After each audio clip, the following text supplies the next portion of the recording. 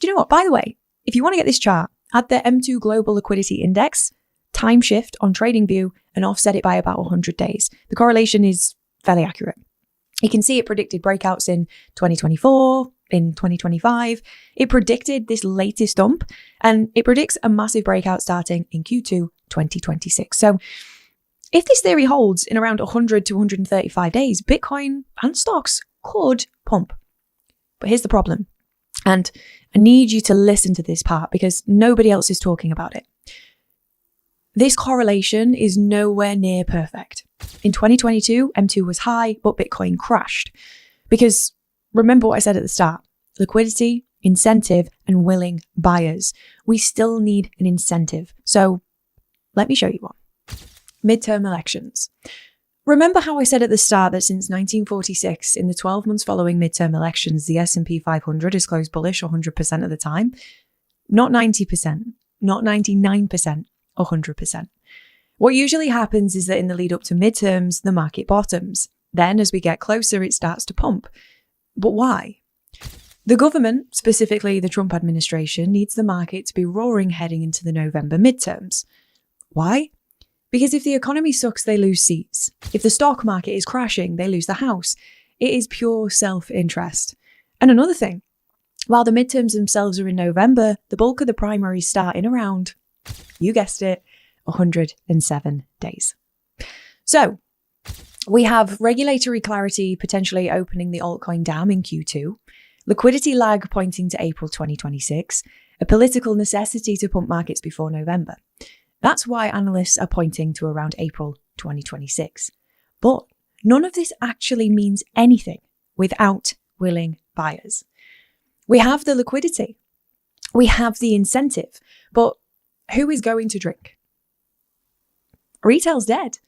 Look at the sentiment. The fear and greed index is still stuck in neutral, even after yesterday's pump. And retail's broke.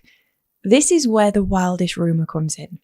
Trump keeps talking about this $2,000 stimulus check, a tariff dividend, $2,000 to every American citizen. Now, I know what you're thinking. That'll never pass. They can't afford it. Congress will block it. And you are probably right. But I also never thought the US Congress would sit on their hands whilst the Trump administration bombed a neighboring country and captured a president. Trump has already proven he's willing to bully his way through Congress to achieve his goals, and reigniting the economy is one of his obvious priorities. The odds of these stimulus checks becoming a reality are still slim, yeah, which is why I'm skeptical about the magical 107-day bull market return. But if, and it is a massive if, they manage to print another stimulus check in a midterm year, that could create the willing buyers. Also, Trump would need to make sure Larry and the boys are buying too, which in all honesty is probably the easiest part because historically Wall Street does seem to back up whatever president around midterms. Now, let's summarize this all. Global M2 is expanding, so we could expect liquidity in the markets in late April. The Clarity Act could unlock alt liquidity.